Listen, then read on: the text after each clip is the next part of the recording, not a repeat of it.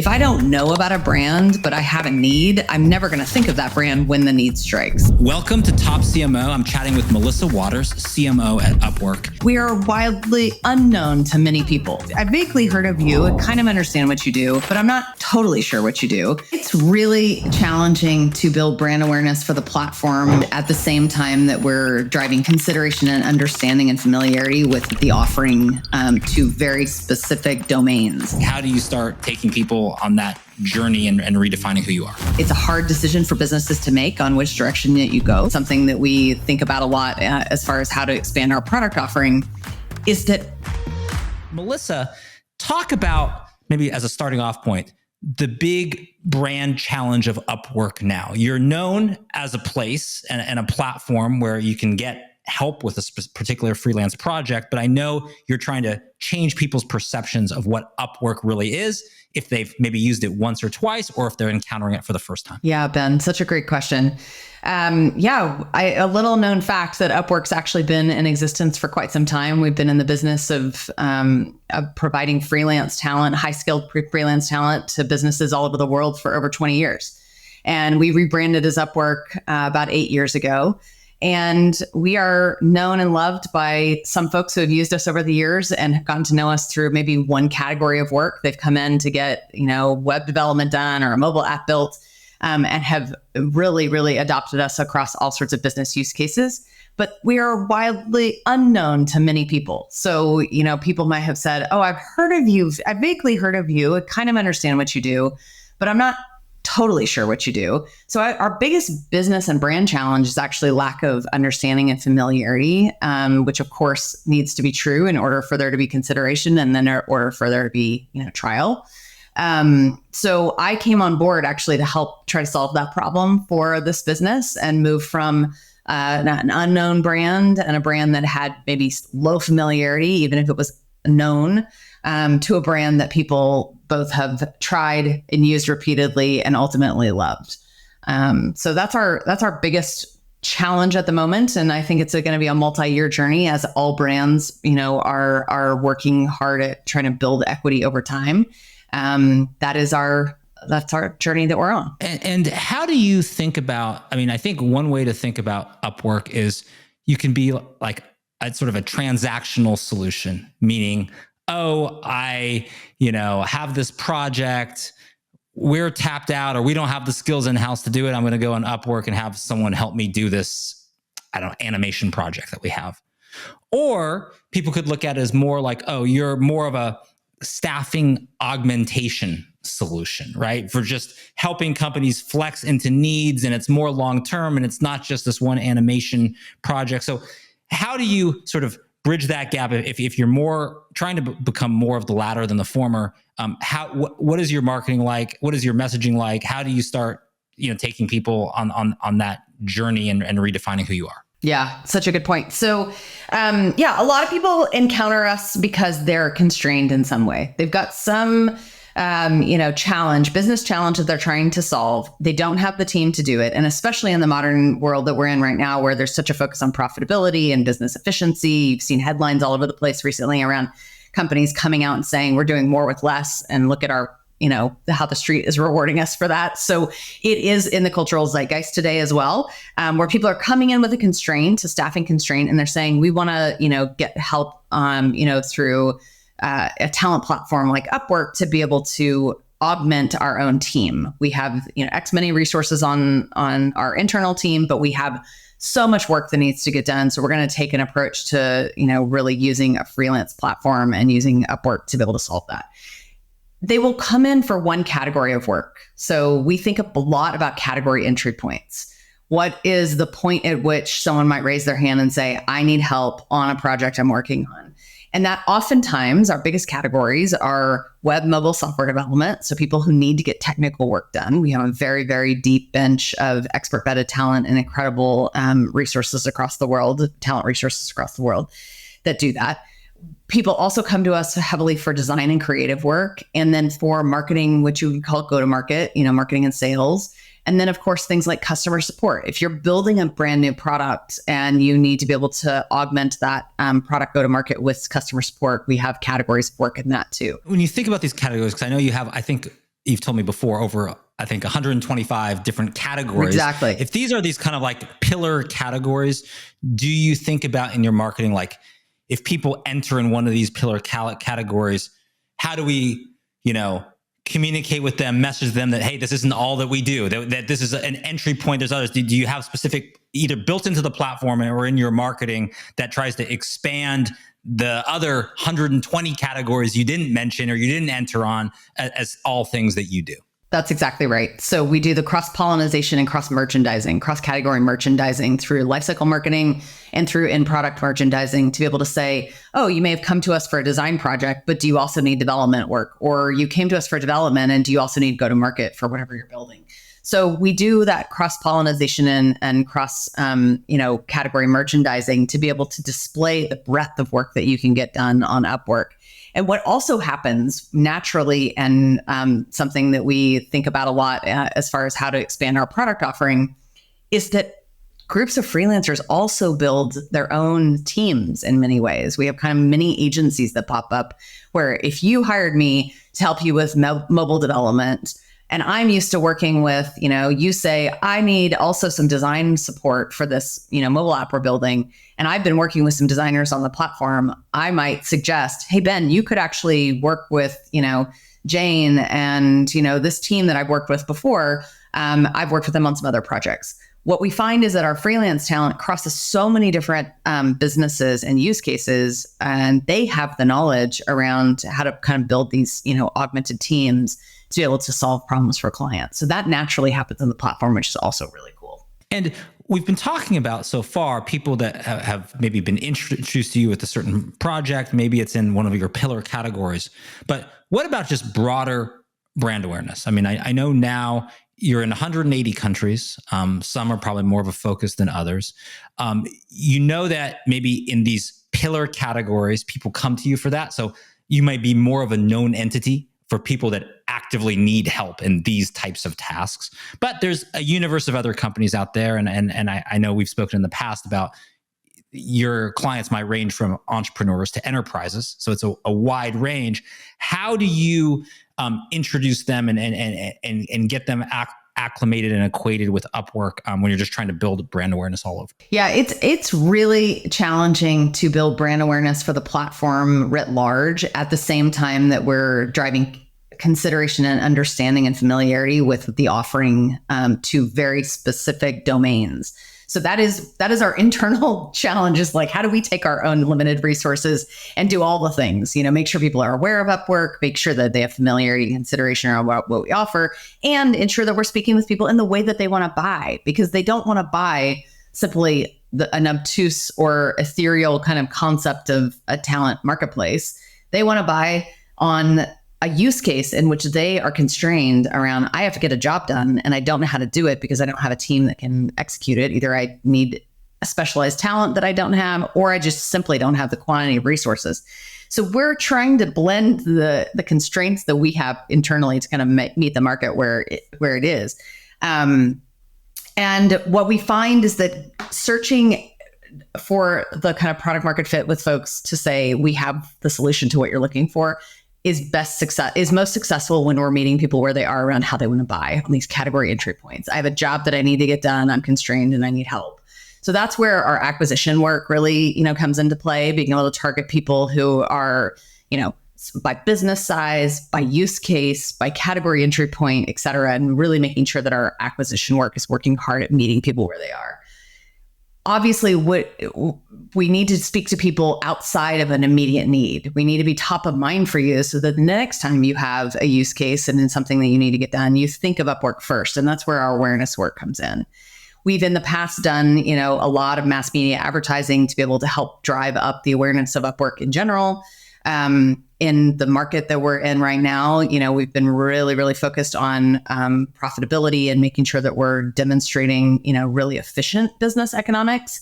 So we've moved away from some of our, broadcast mass media advertising, but we haven't taken our foot off the gas on building awareness. We're still doing that through just a myriad of other activities. We built a research institute in 2023, which has been an incredible content engine for us to be able to go talk with business decision makers and demonstrate, the research that we see on the platform.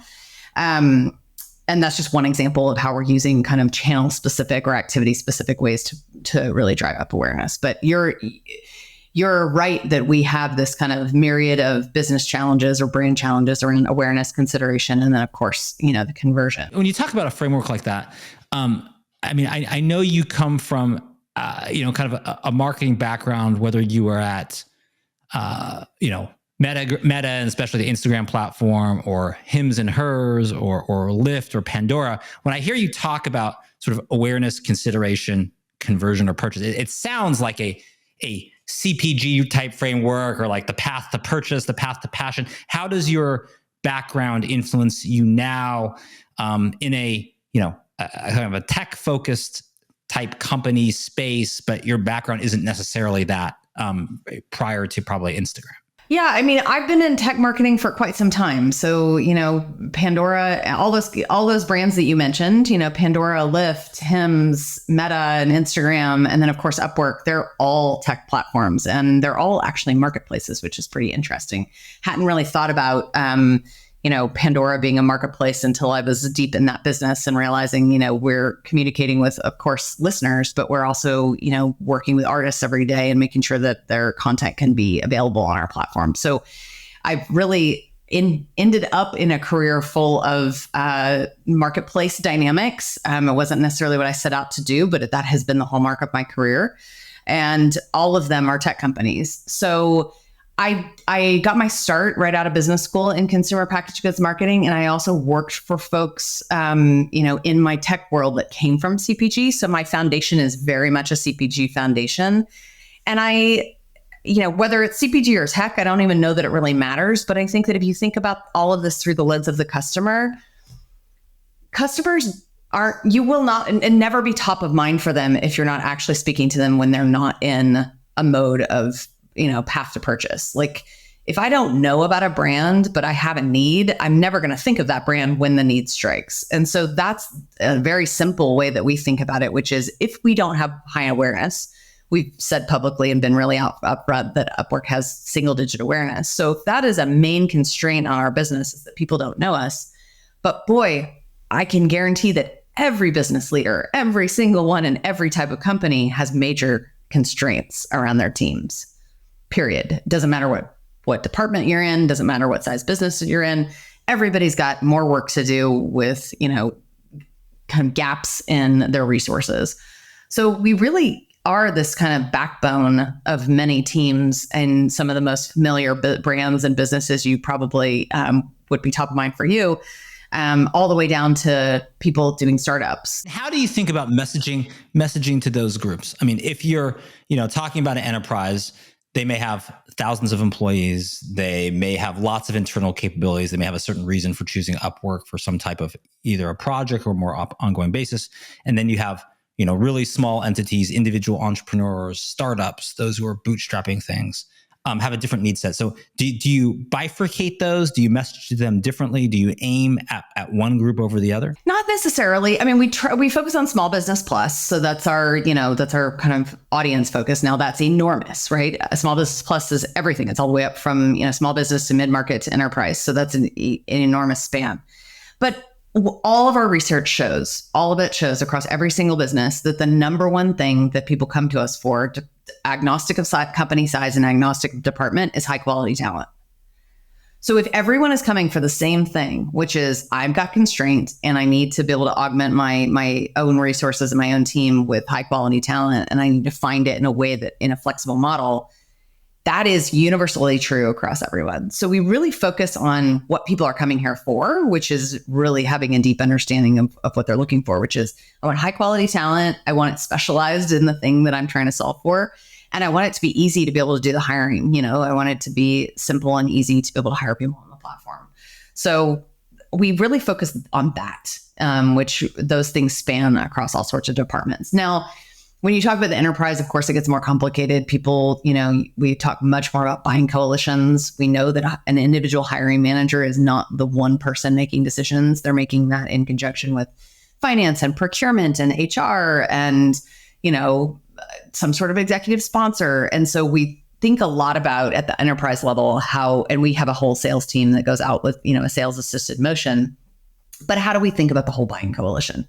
And the more that we can be valuable to all the members of the buying coalition, it allows the hiring managers to be enabled with making it a lot easier for them to just hire talent on their team. And how do you think about competitors? Because certainly there's been, somewhat of a trend within sort of tech startup world of a lot of companies that are, will help you source high-level developers all over. Heck, we'll, project manage that for you using multiple teams and help you do it. There's a whole sort of class of companies that have, maybe not the breadth of what Upwork offers, but they'll take one piece of it and be like, we're the specialists in that. So how do you think about competitors in, certain dimensions, certain categories versus overall? Yeah.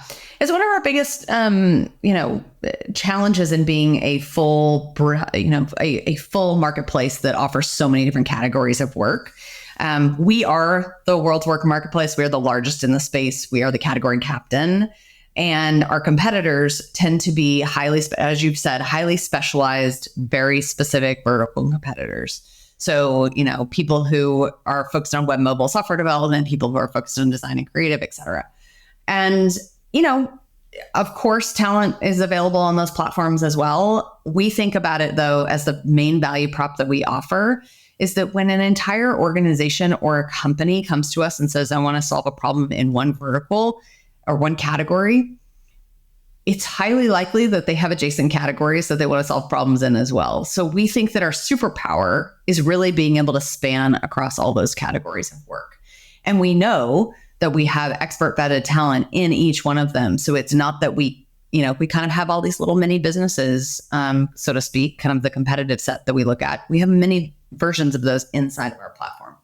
So I've been in other marketplaces where we've had this exact conversation around, are we a breadth of category, business, or are we a vertical business? And it's a hard decision for businesses to make on which direction that you go, because you have to focus on one or the other. But our superpower is really being able to span all those different categories and making it so much easier for people inside of companies to only work with one partner and say, I can actually get all of my talent sourced across all these different categories versus feeling we have to onboard, 5 different vendors and work with 5 different teams to get things done. And how do you think about, when obviously in this whole, area of work, how we work, the culture of work, there's a couple different trends that everyone's thinking about. One, of course, is the, more, the rise and sort of slight fall of like work from anywhere, work from home, more distributed teams. That was kind of an outgrowth of the pandemic. And everyone said, go forth, work from everywhere. And then, a few people said, no, come back to the office now. Let's get back in the office. So how does that affect how you think about marketing and your value proposition, your messaging? And then the other factor is really generative AI and how people are trying to think about how to use that in some way. And maybe, some of these mundane tasks that we might have gone to a freelancer for, we don't have to anymore. And let's do other higher level things. So how do those sort of, parallel trends affect how you think about your marketing? Really good topics. I feel like one is kind of, really hearkening to this raging debate we've had for years in the past. And then one is very much in the here and now in the future. So very good topics. On the return to office, dynamic and kind of this world of like where people work, we've been working this way in a remote first model, and I would say really evangelizing it as a new way of working for quite some time. We've been doing this for over 2 decades and have been pioneers in this space. And we feel strongly and believe strongly, and I can say this with conviction, having, I lead a remote team and our entire company's remote first, that where you work is really not the right conversation. It's much more about how you work and keeping your workforce connected and building culture in a remote first way is absolutely possible. We're a company that believes this and lives it every day. 70% of our teams every day are augmented with freelancers on our platform. So we are living and breathing this model as customer zero at Upwork. And I feel very strongly that like where you work is not the right conversation. I get that a lot of folks have weighed in on, we think that everybody needs to come back to the office in order to build culture. And I just don't know that that's really true. I think every company is, striking their right balance on how they want to do that. And some people are saying, a few days a week. Some people are saying all the time. Some people are saying remote first. And I think it's really a company decision. But I can tell you that in what we do every day, we have a very strong culture and a highly effective team, and we do it all, remotely. So I think every business has to kind of strike their balance on how they want to manage their own workforce. On the AI piece, that is the future that's the next wave of technology that we're in. It reminds me of, it feels like we've been on a digital revolution now for decades. And then we went through mobile and social, and now we're here at AI. So, here we are in the kind of next wave of innovation and technology. Not to mention that I kind of skipped over the crypto and NFT world, but, we've had all these different kind of eras of innovation that have happened.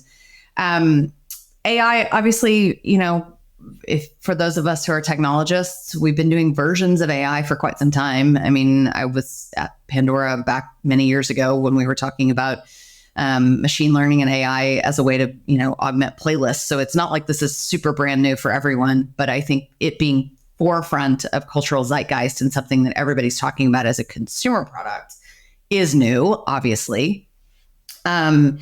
And when we think about kind of this era of AI for Upwork, we had, it was an interesting journey to go on very, very early when this became, front and center for everyone. We had to make a very swift decision on, is this going to be a headwind or a tailwind for our business? And I think that we were all kind of going through that, maybe a year or so ago when it was feeling like it was on every headline 24/7. And we know that because we're a marketplace and we are a marketplace across so many different types of work, that AI has a real opportunity to be a significant tailwind in the way that we do get work done. Find, hire, pay, match talent, all of that can be done in a way that is best assisted with AI. So we made a really clear decision that we were going to dedicate ourselves to it being a tailwind for our business. And what we then did is organize ourselves around how do we make sure that that's true for clients, for talent, and for our internal teams. And so we last summer, last July, we came out with a suite of product features for clients to demonstrate how AI was actually embedded in the process of being able to find talent, hire talent, and match with them. We have seen 70% year-over-year growth in the category of AI on our platform. And we're seeing, hundreds of AI-specific roles popping up on the platform. So that's kind of the value proposition to talent or to clients is we've got AI skilled talent, we've got expert vetted talent across all these different categories, and we're making it easier because we're making the platform more simple by using AI. How are you using AI yourself for some of your marketing tasks? And how are you using Upwork freelancers to do that? Well, I think it goes back to this, concept of how do we upskill and reskill our talent as well. So talent is really, our freelance population is so impressive because they're constantly looking at the forefront of new technology. Because think about it. They have to sell themselves to clients every day, all day, right? They're having to make sure that they are on the latest technology and working on, kind of the most cutting edge skills that they possibly can. So we've provided a bunch of tools for them to be able to, and partnerships with, technology companies that allow them to reskill and upskill as much as possible. And so when we've been doing our own work, I kind of look at it in two lenses. One, inside of Upwork, we've adopted a bunch of tools to be able to augment our own teams internally, our full-time, FTEs, with having access to AI tools. And in the freelance population on our platform, they have access to those same tools because we've made them available to them. And so everybody's really encouraged to leverage technology as much as possible to get their work done and to be as efficient as they possibly can. In marketing, we've seen that come to life across a lot of work on content marketing for both, research, writing, editing, content generation ideas. We do a lot of multimedia work and we're using AI for a lot of production.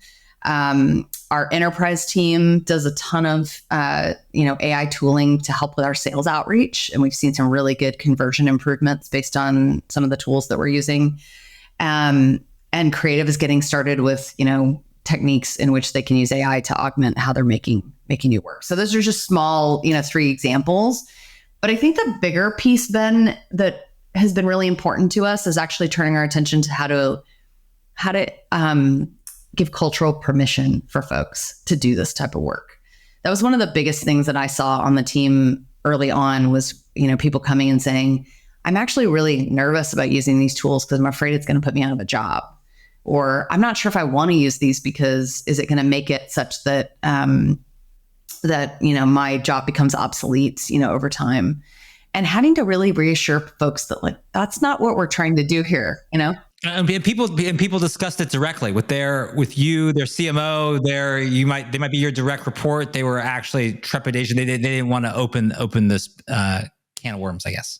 They did, and and it's so interesting because here we are as a leadership team saying we need to really quickly get contracts in place for us to adopt all this technology so that we can enable the teams to have access to it so they can start working more efficiently and effectively. So we are pushing so hard on our policy and our legal teams to get clearance so everybody has access to everything. And teams were reticent. They're like, well, what is this going to do to me? Is it going to put me out of a job? I don't know if I want to adopt tools if you're going to demonstrate that, I'm not needed. And that was just I hadn't thought about it from that lens whatsoever. And we really had to reassure folks, no, we're actually trying to help you. And as I say to the team all the time, I'm like, it reminds me so much of the early days of social and the early days of digital. We need you out learning about this stuff because it's an opportunity for you to continue to upskill yourselves, which will make our team stronger. Or to eliminate the mundane aspects of your job, your role, and you can do more exciting, creative, strategic other things because things that AI can do, you probably weren't loving doing. And that's exactly right. And help yourself be efficient and we'll get more out of you and you'll get more out of your, experience.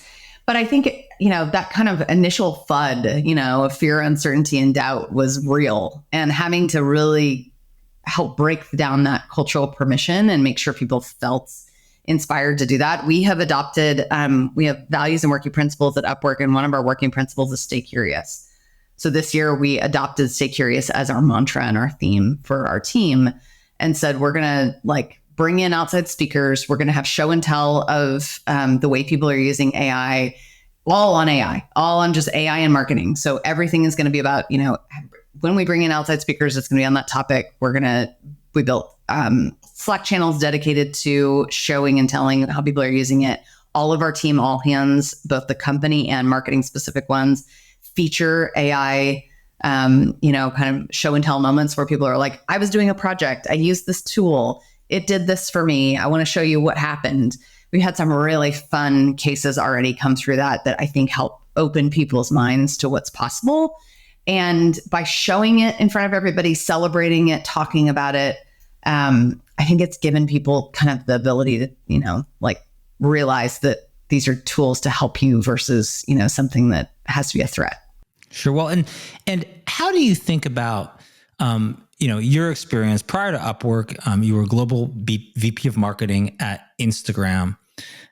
How does that experience factor into how you think about marketing at Upwork? Do you do things differently on social media as a result of that? How does that impact you now?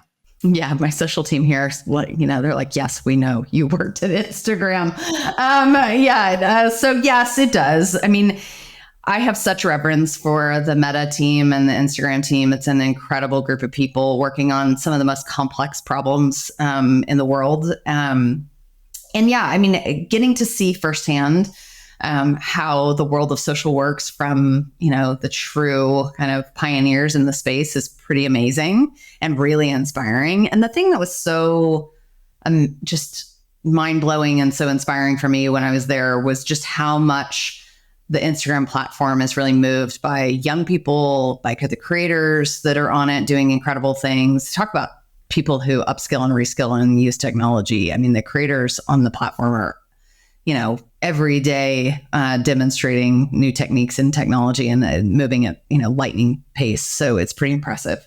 So I bring the mindset of watching creators build their own businesses inside of Instagram reminds me so much of the freelancers that we work with on Upwork, and the fact that people are really shaping their own careers. And this concept of being a work innovator, which we talk about a lot internally at Upwork, it is the era of work innovation. You can be a career innovator for yourself around how designing your career for, how you want to live your life.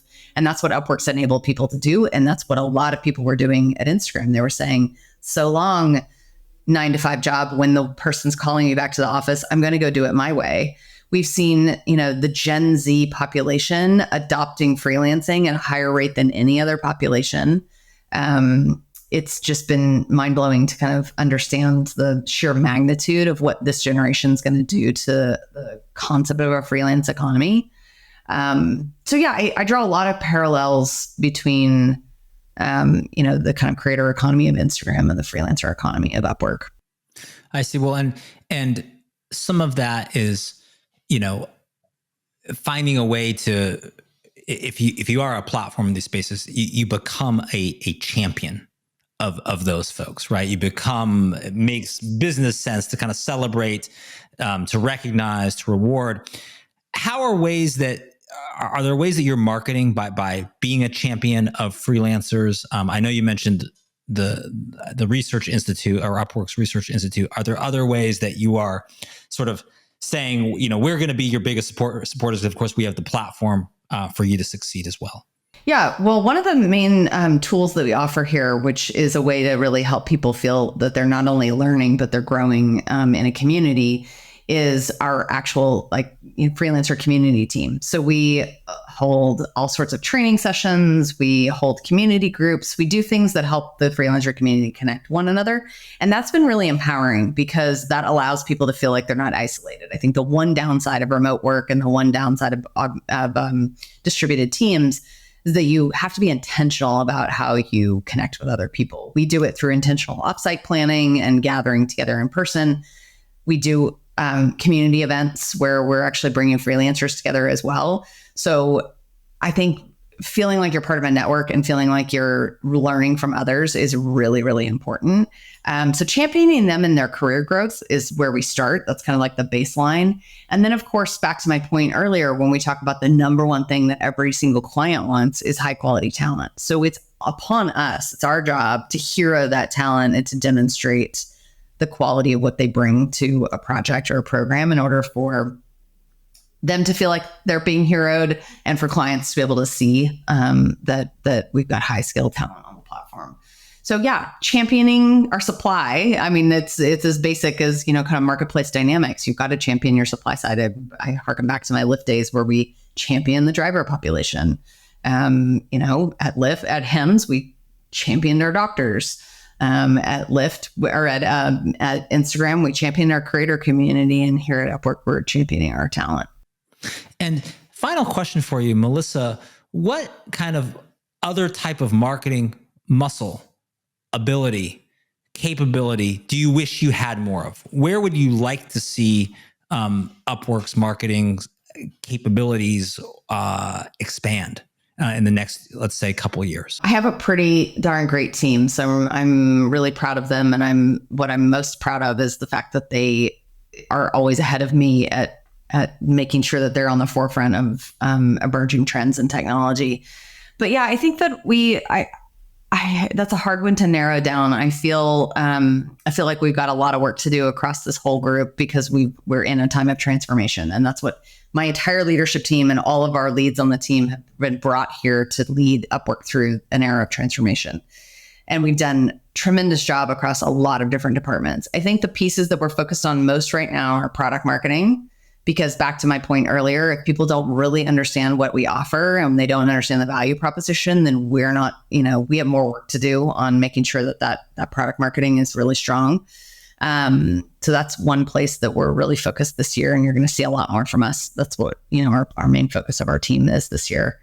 And I think that in the era of AI, making sure that we're thinking smartly about how we do media buying, how we do our lifecycle work, with AI, really front and center. How can we be better at personalization and ensuring that we're really speaking to customers in exactly the complexity that you outlined earlier around got lots of different business sizes, lots of different categories and lots of different use cases. And those dimensions and dynamics make the job, hard. It's not as easy as just taking one product and taking it to market. So I think our quest for personalization and using data really well is something that is top of mind for me as well. Well, and of course, in times of great change, in times of uncertainty, a platform like Upwork can help fill in some of that gap. So maybe if there's one constant, it's that, if your marketing can be adaptable, it can change. If your platform does that by nature of what it is, then you could be well positioned for any type of future, particularly one where there's a lot of dynamics and changes happening, like what we're certainly in now. So true, Ben. I mean, that's the power of the platform. It is a living, breathing, group of amazing talent. And when you see technology emerge and you can see the trends happening on the platform as people emerge with it, it's pretty darn impressive to see how resilient humans are and the way that we can skill ourselves and augment ourselves and adapt to technology. And I think we've all seen this in the high rate of technological innovation over the last couple of decades, and we're certainly in the middle of one now. Well said. Thank you so much for joining us. Melissa Waters, CMO at Upwork. Thank you for joining us, and best wishes for continued success. Thanks so much, Ben. It's been a pleasure to be here. This amazing episode was brought to you by Top Thought Leader. Don't forget to rate, review, and subscribe.